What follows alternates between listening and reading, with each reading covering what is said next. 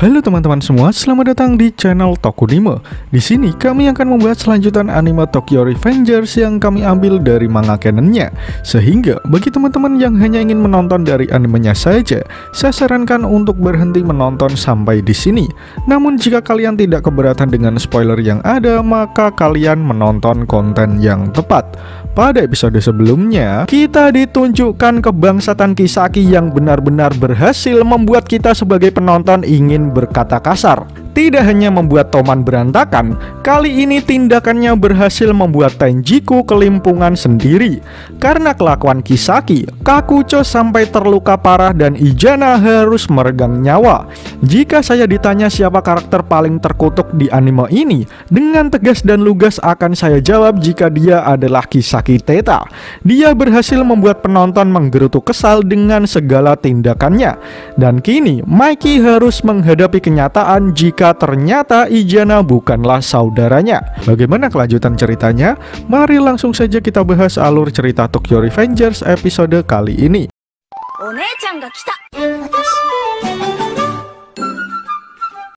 Panel pertama menunjukkan Kakucho yang masih tidak percaya dengan kondisi Izana saat ini. Kakucho terlihat emosional dengan kepergian Izana. Begitu pula dengan semua orang yang berada di sana. Mereka seakan-akan masih tidak percaya dengan apa yang dialami ketua Tenjiku tersebut. Namun orang yang benar-benar merasa kehilangan adalah Kakucho. Ia sudah menganggap Izana sebagai saudaranya sendiri. Namun kini keduanya berada di situasi yang memprihatinkan. Kakucho hanya bisa menangis menggenggam erat tangan Izana sembari menatap wajahnya yang sudah tidak bernafas lagi. Kemudian Kakucho berkata, "Izana, aku tidak akan membiarkanmu merasa sendiri. Aku juga akan pergi ke sana sekarang." Takemichi hanya bisa menangis melihat pemandangan tersebut. Lalu Kakucho melanjutkan perkataannya, "Tampaknya kita ini payah dalam hidup ya." Kemudian Kakucho terlentang dan melihat salju turun dari atas. Saat melihat salju mulai turun, Kakucho tiba-tiba mengingat sesuatu. Kita kemudian ditunjukkan kilas balik sewaktu Kakucho dan Izana masih kecil. Mereka bermain dan berlari menuju lapangan bersalju. Di sana, keduanya bermain lepas tanpa beban layaknya seorang anak-anak. Kemudian Izana dan Kakucho memutuskan untuk membuat rumah salju. Kakucho pun berteriak, "Kita berhasil membuatnya, Izana." "Ya, ini adalah kastil negara kita." "Apa? Negara kita?" "Benar, Kakucho. Lihat, ini rencana besar kita. Kita akan menjalankan rencana ini dan membuat kerajaan terkuat sebelum kita dewasa. Aku rajanya dan kau pelayanku. Aku akan memberikan pasukan untukmu. Kita bertarung untuk negara kita. Kita akan membuat semua orang yang tidak punya keluarga menjadi rakyat kita, lalu memberikan mereka sebuah tempat bernama rumah. Itulah kenapa mulai dari sekarang kita tidak boleh kalah." Kakucho kecil pun hanya bisa tersenyum dengan semua impian yang Izana katakan. Kakucho pun bertanya, "Apa nama negara yang akan kita ciptakan, Izana?" Dengan cepat Izana berpikir untuk menamainya Tong Samchong, karena Kakucho adalah Sunggokongnya. Tentu saja itu adalah gurauan yang dikatakan Izana, karena ia menamai kerajaannya dengan nama Tenjiku. Tenjiku ya, kita pasti akan membuat era yang hebat. Keduanya mengatakan impian itu dengan tiduran di lapangan bersalju dengan riang gembira. Namun kini kedua sahabat itu di situasi yang sama, tapi bedanya tubuh mereka sudah berlumuran darah. Dua orang sahabat yang berpegangan tangan sampai akhir hayatnya dengan impian yang sama. Sebelum kalian lanjut nonton, bantu kami untuk menekan tombol subscribe dan nyalakan loncengnya supaya kalian tidak ketinggalan informasi menarik dari channel Tokunime. Takemichi yang melihat dari kejauhan hanya bisa memanggil nama Kakucho dengan penuh kesedihan. Sementara Izana dan Kakucho sendiri terlihat sudah terbaring bersama disaksikan Mikey yang berdiri di dekat mereka. Kemudian Mikey mulai berkata, "Toman dan Tenjiku, semuanya dengar, konflik ini sudah berakhir. ambulans dan polisi akan segera kemari. Sebelum hal buruk lain terjadi, semuanya pergilah dari sini. Aku akan tinggal di sini dan mengurus sisanya. Sekarang bubar, cepat pergi dari sini." Saat Mikey mengatakan semua itu, ada seseorang yang memanggil nama Mikey. Dia adalah Muto yang menyuruh Mikey untuk pergi juga, karena petinggi Tenjikulah yang berniat untuk tinggal. Ranheitani lalu berjalan menghampiri tubuh Kakucho dan Izana. "Bagaimanapun aku mengagumi kalian, Kapten Kakucho. Jadi setidaknya beristirahatlah dengan tenang. Aku sudah melihat sampai akhir cara kalian berdua hidup." Takemichi pun hanya bisa menangis, sementara Mikey juga tidak bisa menutupi kesedihannya. Di sisi lain, Kisaki terduduk lemah dengan tangan yang gemetaran. Ia tahu bahwa hidupnya berada dalam bahaya dengan Mikey yang menatap tajam ke arahnya. "Hei Kisaki, kau adalah satu-satunya orang yang tidak akan pernah kumaafkan." Namun ketika Kisaki sudah terpojok, tiba-tiba seseorang mengendarai sepeda motor datang menghampiri Kisaki. Dia adalah Hanma yang berencana melarikan diri bersama Kisaki. Takemichi yang melihat Kisaki berhasil kabur merasa sangat kesal, karena jika mereka berhasil melarikan diri, masa depan tidak akan berubah. Tapi tiba-tiba Draken mengendarai motornya dan mengajak Takemichi untuk mengejar Kisaki. Untuk sesaat Takemichi sempat mengkhawatirkan Hina, namun dari kejauhan Mikey berteriak, "Takemichi, serahkan Hina kepadaku. Lakukanlah apa yang seharusnya kau lakukan." Kemudian panel pun menunjukkan scene kejar-kejaran antara Draken dan juga Hanma. Dalam hati Takemichi berkata pada Naoto jika ia berhasil memojokkan Kisaki sampai sejauh ini. Hanya untuk mengambil alih Toman, ia membunuh Draken, memanipulasi Kajutora agar membunuh Baji, membunuh Chifuyu di masa depan, mengacaukan keluarga Shiba, membunuh Naoto, membunuh Ema, lalu Izana dan juga Kakucho. Dan di atas segalanya, entah alasan apa kau terus saja membunuh Hina di masa depan. Aku tidak akan membiarkanmu kabur, Kisaki. Jika aku membiarkan Kisaki melompati waktu lagi, semuanya akan kacau. Kisaki yang terlihat panik menyuruh Hanma untuk memacu motornya lebih cepat lagi. Hingga tanpa ia sadari, hal itu malah membuat Hanma kehilangan keseimbangan dan mereka pun terjatuh di jalan. Kisaki pun hanya bisa meringkuk di perempatan lampu merah. Namun saat ia mencoba berdiri, Takemichi sudah berdiri di hadapannya bersiap untuk membasmi serangga menjengkelkan tersebut. Di sana, Takemichi tiba-tiba teringat kata-kata terakhir Naoto di masa depan. Setelah itu, Takemichi berkata dalam hati kepada Naoto jika ia hampir berhasil. "Aku akhirnya berhasil menyusulmu, Kisaki." Terlihat Takemichi sudah berhadapan dengan Kisaki di perempatan. Namun tiba-tiba Kisaki melarikan diri lagi dengan berlari menuju ke jalanan. Takemichi pun tidak ingin membiarkan Kisaki kabur begitu saja. Namun saat ia mencoba berlari, ia merasakan sakit pada kakinya yang baru saja tertembak. Kemudian Draken yang masih belum mengeluarkan tenaga menyuruh Takemichi untuk naik ke punggungnya. Dari kejauhan, Kisaki pun hanya bisa mengumpat sial karena ia tidak akan bisa bertahan. Dari belakang, Draken terlihat mengejar Kisaki dengan menggendong Takemichi. Draken berkata pada Takemichi jika terakhir kali itu sebaliknya. Ketika itu, Kiyomasa menusuknya. Lalu dengan sekuat tenaga, Takemichi menggendong Draken. "Kau tahu tentang itu, bukan? Tentang kematianku. Aku tidak tahu apa yang terjadi di masa depan, tapi aku tahu bahwa kau telah berjuang mati-matian. Jadi dalangnya Kisaki kan, Takemichi?" Sontak Takemichi pun membenarkan perkataan Draken. Tapi dari belakang, seseorang terlihat mengejar Draken. Itu adalah Hanma yang mencoba menyerang Draken dengan tongkatnya. Untung saja Draken dapat menahan pukulan tongkat Hanma dengan tangan kanannya. Namun berkat serangan Hanma, Draken tidak bisa melanjutkan pengejaran terhadap Kisaki. Draken pun bertanya apakah Takemichi bisa berlari. Lalu Takemichi menjawab jika dia akan berlari mengejar Kisaki bahkan jika kakinya akan patah. Sementara Draken akan mengurus Hanma yang menjadi penghalang bagi Takemichi. Kini Draken akan berhadapan melawan Hanma kembali setelah sekian lama. "Hei zombie sialan, akan kubunuh kau di sini sekarang." "Yang benar saja Draken, sebagai souvenir akan kutaruh kunci rambutmu di batu nisanmu nanti." Di tempat lain, Takemichi masih berusaha mengejar Kisaki yang mencoba melarikan diri. Saat Kisaki berbelok ke sebuah gang, tiba-tiba Takemichi diserang menggunakan bata putih milik kuli Jawa. Sontak Takemichi pun terlempar akibat serangan kejutan tersebut. Kisaki memukul kepala Takemichi sampai batu bata tersebut hancur porak-poranda. Namun Takemichi dengan tekad kuatnya masih bisa berdiri. Bahkan ia berhasil menghajar balik Kisaki. Di sana, kedua musuh bebuyutan itu saling adu pukul satu sama lain. Terutama Takemichi yang merasa jika ia sudah benar-benar dekat dengan kemenangannya. Keduanya benar-benar saling melepas pukulan untuk dendam yang mereka simpan sejak lama. Dan chapter pun berakhir. Pada chapter kali ini, kita ditunjukkan akhir dari pertarungan antara Toman melawan Tenjiku. Ketika Maiki ingin bertanggung jawab atas segalanya, semua petinggi Tenjiku kompak menyuruh Maiki untuk lari juga. Karena mereka semua ingin menunjukkan penghormatan terakhir kepada Izana dan juga Kakucho. Sementara itu, Kisaki mencoba melarikan diri dari masalah bersama Hanma.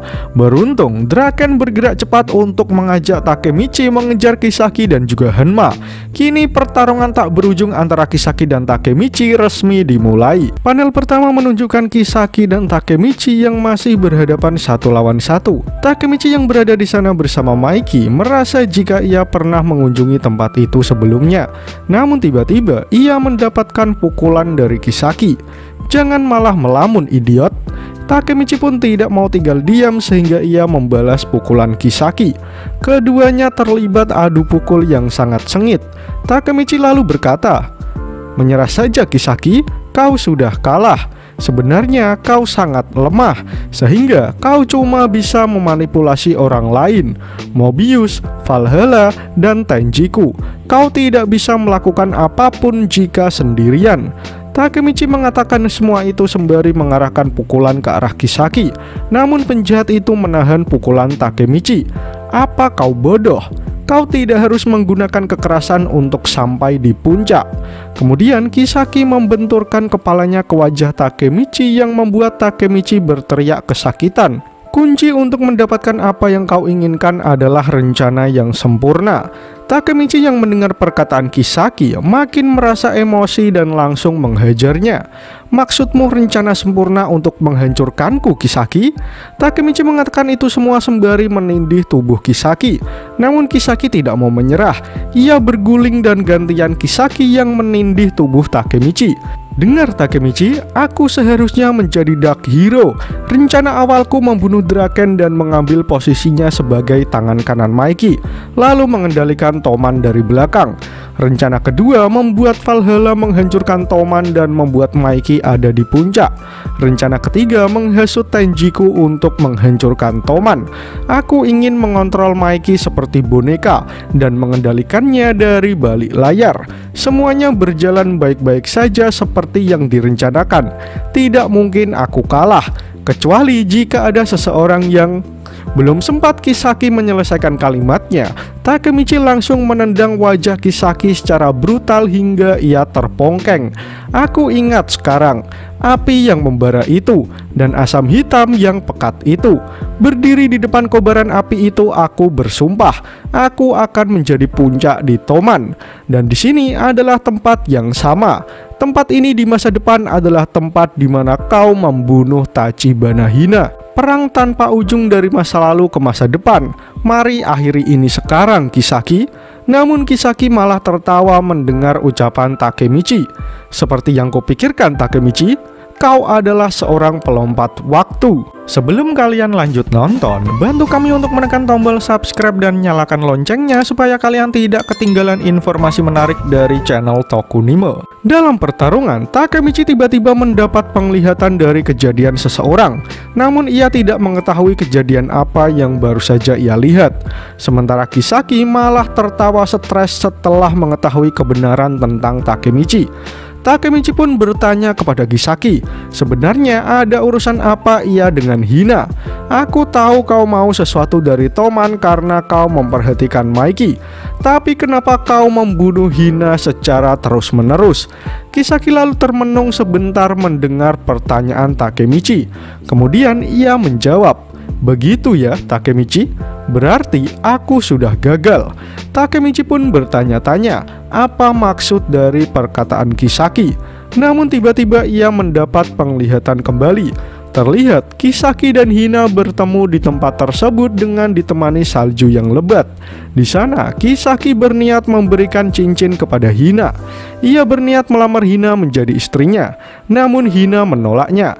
Dan dari penolakan itulah wajah Kisaki menjadi lebih busuk dari sebelumnya. Kisaki lalu berdiri sendirian ditinggal begitu saja. Ditemani lagu Didi Kempot, ia resmi menjadi sad boy. Setelah mendapatkan penglihatan tersebut, Takemichi akhirnya menyadari jika di tempat itu di masa depan Kisaki menembak Hina. Namun ketika Takemichi ingin memastikan hal itu kepada Kisaki, Takemichi sudah terlambat. Kisaki sudah menodongkan pistolnya kepada Takemichi sembari berkata jika takdir mereka berakhir di sini. Karena ini akhir dari kita berdua, aku akan menceritakan semuanya. Takemichi lalu hanya bisa diam mendengarkan perkataan Kisaki. Panel lalu menunjukkan kilas balik ketika Kisaki masih satu sekolah dengan Hina. Mereka memanggilku seorang jenius. Aku berpura-pura tidak peduli tentang hal itu. Tapi aku menyukai Tachibana Hinata. Dan Tachibana pasti menyukai seorang jenius sepertiku. Itulah apa yang aku pikirkan. Tapi tiba-tiba entah dari mana seorang pahlawan muncul mencuri hati Hina dariku. Dia adalah kau, Hanagaki Takemichi. Sejak saat itu aku selalu mengikutimu. Di saat itulah aku mendengar bahwa kau ingin menjadi preman nomor 1 di Jepang. Aku lalu mencari preman di Jepang dan menghubungi mereka. Ojanai terlihat seperti orang yang ingin menjadi preman nomor 1 di Jepang. Tapi itu bukanlah dia. Aku mencari lebih jauh lagi sampai akhirnya aku menemukan seseorang. Dia adalah ketua geng Tokyo Manji, Sano Manjiro. Dari sanalah semuanya bermula. Musim panas tahun kedua SMP. Saat aku sedang menjalankan rencanaku, secara tidak sengaja aku bertemu denganmu. Lihatlah Hanagaki Takemichi, aku terlahir kembali demi wanita yang kucintai. Mulai dari sana aku bertekad jika aku akan lebih baik darimu. Aku akan menjadi preman nomor 1 di Jepang. Dan mimpiku tidak akan setengah-setengah sepertimu. Aku telah membangun rencana. Dan supaya semuanya berjalan lancar, aku harus mengundang orang-orang penting. Aku lalu menemui Sano Manjiro dan memperkenalkan diri kepadanya sebagai Kisaki Teta. Tidak diragukan lagi, Mikey akan menjadi preman nomor 1 di Jepang. Dan aku akan memanipulasinya dari belakang, perantara yang tepat agar aku bisa mencapai puncak. Hasil dari rencana besarku adalah 10 tahun ke depan aku bisa mendapatkan kepercayaan Mikey dalam setahun. Melanjutkan manipulasinya membutuhkan waktu 2 tahun. Lalu kami berdua akan menguasai Tokyo dalam waktu 3 tahun. Terakhir, kami akan menguasai Jepang dalam waktu 4 tahun. Itulah kesimpulan dari 10 tahun rencana sempurna menjadi top preman di Jepang. Setelah itu, aku akan melamar Tachibana Hinata. Tetapi, kenapa kau selalu menghalangi jalanku? Sudah berapa kali kau melompati waktu, Takemichi? Namun Takemichi berbalik bertanya, jadi kau membunuh Hina hanya karena kau ditolak? Kau membunuhnya lagi dan lagi. Tapi dengan ngotot, Kisaki berteriak, Hina adalah wanitaku. Aku tidak akan menyerahkannya pada orang sepertimu. Jika kau mengambilnya, aku akan membunuhnya. Kenapa? Aku telah melakukan semua untuknya. Tapi kenapa ia tidak pernah melihat ke arahku? Semuanya adalah salahmu. Aku menghormatimu, tapi kau mengkhianatiku. Seharusnya aku membunuhmu dari dulu, Takemichi. Setelah Kisaki selesai mengatakan semua omong kosongnya, Takemichi dengan cepat menendang tangan Kisaki, sehingga pistolnya terbang dari genggaman tangan Kisaki. Semuanya terjadi begitu cepat, hingga tanpa Kisaki sadari, tiba-tiba pistol tersebut sudah berganti di tangan Takemichi. Sambil menodongkan pistol ke arah Kisaki, Takemichi berkata, dari awal seharusnya seperti ini. Kisaki yang sudah benar-benar terpojok hanya bisa terdiam ngeri. Sementara Takemichi berpikir jika ia harus mengakhiri Kisaki di sini sekarang. Dan chapter pun berakhir. Pada episode kali ini, kita ditunjukkan alasan dibalik semua kejahatan Kisaki. Ia melakukannya demi Hina, wanita yang disukainya sejak dulu. Namun ia mengetahui bahwa Hina lebih menyukai Takemichi dibanding dirinya. Itulah kenapa Kisaki bersikeras ingin menjadi preman nomor 1 di Jepang supaya Hina dapat melihat ke arahnya. Namun hayalan tetaplah hayalan, karena Hina lebih memilih Takemichi dan menolak lamaran Kisaki. Kini Takemichi sudah berada di atas angin untuk mengakhiri konfliknya bersama Kisaki. Menarik untuk menanti bagaimana kelanjutan cerita Tokyo Revengers di chapter selanjutnya. Jika kalian suka dengan pembahasan kali ini, jangan lupa share video ini ke sosial media kalian ya. Atau jika ada request, kritik, dan saran, langsung saja sampaikan di kolom komentar di bawah. Karena kritik dan saran kalian akan membuat channel ini terus berkembang. Akhir kata, terima kasih sudah menonton video ini hingga akhir. Sampai jumpa di video selanjutnya.